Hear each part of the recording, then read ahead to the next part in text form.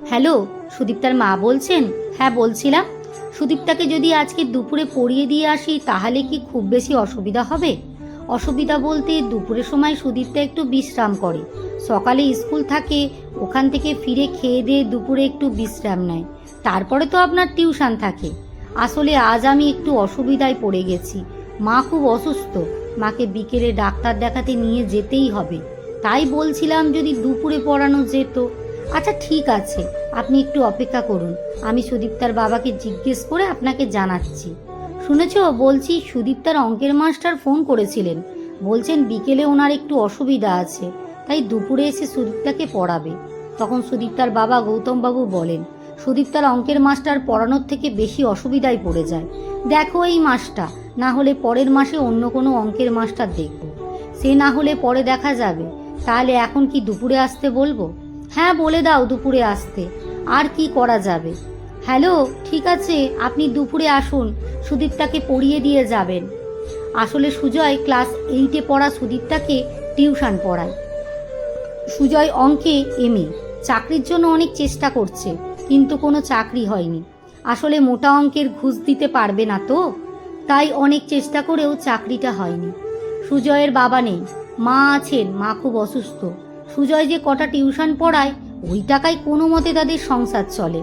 সুজয় সুদীপ্তার বাড়িতে পড়াতে আসলে সুজয়ের মা কিছুটা গম্ভীর গলায় বলেন, আপনি একটু এবার সময়ের দিকে একটু খেয়াল রাখুন, আজ যাব না, কাল মা অসুস্থ, পরশুদিন ডাক্তারের কাছে যাব, এরকম যদি করেন তাহলে পরের মাস থেকে আপনাকে ছাড়িয়ে দিয়ে অন্য কোনো মাস্টার রাখবো। সুজয় খানিকটা বিনয়ের স্বরে বলল, না কাকিমা, এমনটা আর হবে না, আসলে মা খুব অসুস্থ তো, আমার মাকে দেখার তেমন কেউ নেই, তাই 1-2 দিন একটু গন্ডগোল হয়ে গেছে, বিশ্বাস করুন এরপর থেকে আর হবে না। ঠিক আছে, কথাটা মনে রাখবেন। তারপর সুজয় টিউশন পড়িয়ে বাড়ি ফিরে মাকে নিয়ে যায় ডাক্তার দেখাতে। ডাক্তার সুজয়ের মাকে দেখে বললেন, মাকে একটু ঠিকঠাক করে খাওয়ান, খাওয়া দাওয়া ঠিকঠাক করছে না, পারলে একটু ফল টল খেতে দিন, শরীরে জোর আসবে, দুর্বল কাটবে, আর আমি যে ওষুধগুলো লিখে দিয়েছি এই ওষুধগুলো খাওয়াবেন, ঠিক আছে? তারপর ডাক্তারের কাছ থেকে ফিরতে ফিরতে সুজয় ভাবল, মায়ের ওষুধ, আমাদের খাওয়া দাওয়া করে তো অনেক টাকা, এত টাকা আমি পাবো কোথায়? আবার ডাক্তারবাবু বললেন মাকে একটু ফল খাওয়াতে, কি যে করি ভগবান। তারপরের দিন সুজয় সুদীপ্তার বাড়ি পড়াতে গেল। সুদীপ্তার মা সুজয়কে 2-4 রকমের ফল কেটে দেন খেতে। সুজয় তখন প্লেটে থাকা ফলগুলো দেখে ভাবছিল, এই ফলগুলো যদি আমি আমার মায়ের জন্য নিয়ে যেতে পারতাম তাহলে খুব ভালো লাগতো, কিন্তু আমি নিয়ে যাব কি করে? তারপর সুজয় সুদীপ্তাকে অঙ্ক করাতে গিয়ে প্লেটে থাকা আপেল, শশা, খেজুর নিজের প্যান্টের পকেটে নিয়ে নেয় মায়ের জন্য। এই ব্যাপারটা সুদীপ্তা দেখতে না পেলেও সুদীপ্তার মা আড়াল থেকে দেখে ফেলেন। তারপর সুজয় সুদীপ্তাকে ছুটি দিয়ে বাড়ি চলে আসে এবং বাড়িতে এসে পকেটে থাকা ফলগুলো বার করে পরিষ্কার করে ধুয়ে মাকে খেতে দেয়। কিরে খোকা, তুই এত কাটা ফল কোথায় পেলি? ও তোমাকে জানতে হবে না, তোমাকে তো আর বাজার থেকে ফল কিনে এনে খাওয়াতে পারি না, আমাকে এক ছাত্রীর বাড়িতে ফল কেটে দিয়েছিল, সেই ফলটা আমি নিয়ে এসেছি তোমার জন্য। তুই কেন করছিস এসব? আমাকে ফল কিনে দিতে হবে না, আমি ওই ওষুধগুলো খেয়ে ঠিক হয়ে যাব। তোকে একটু হাসি খুশি ভালো থাকতে দেখলেই আমি এমনিই ভালো হয়ে যাব রে। অন্যদিকে সুদীপ্তার মা পুরো ঘটনাটা সুদীপ্তার বাবা গৌতম বাবুকে খুলে বলেন। এমন কথা শুনেই গৌতম বাবুর যেন কেমন খারাপ লাগলো। উনি তখন বললেন, আচ্ছা ঠিক আছে, মাস্টার মশাইয়ের সম্পর্কে আমি একটু খোঁজখবর নিয়ে দেখছি।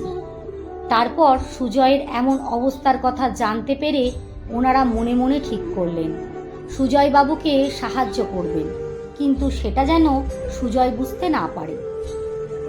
তারপরের দিন সুজয় সুদীপ্তাকে পড়িয়ে বেরোনোর সময় সুদীপ্তার মা সুজয়কে বলেন, স্যার আপনার সঙ্গে একটা কথা ছিল। হ্যাঁ বলুন। বলছি আগামীকাল আমরা 2 দিনের জন্য একটু বেড়াতে যাব, তাই আমাদের অনেকগুলো ফল আছে, এখানে পাড়া প্রতিবেশী সেরকম নেই, তাই বলছিলাম ওই ফলগুলো যদি আপনি নিতেন। এমন কথা শুনে সুজয় মনে মনে খুশি হয়ে যায়।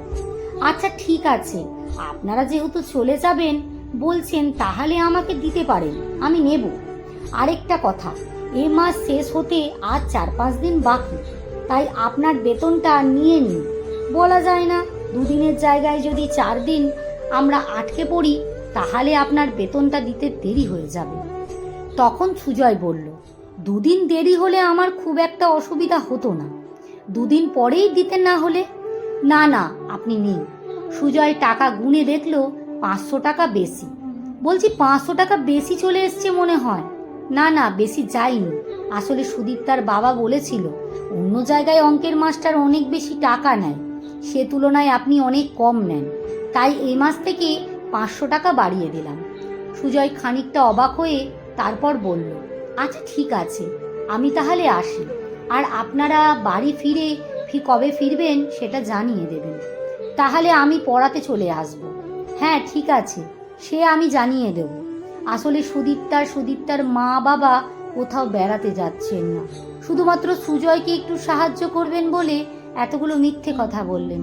এই 4 দিনের ছুটি থাকলে সুজয় তার মায়ের একটু দেখাশোনা করতে পারবে। এই ভেবেই গৌতমবাবু ও ওনার স্ত্রী সুজয়কে 4 দিনের ছুটি দিয়েছেন। এরপর থেকে গৌতমবাবু সুজয়কে প্রচুর সাহায্য করতেন, যতটা ওনার পক্ষে সম্ভব। কিন্তু এই সাহায্যের ব্যাপারটা সুজয় কোনোদিন জানতে পারেনি।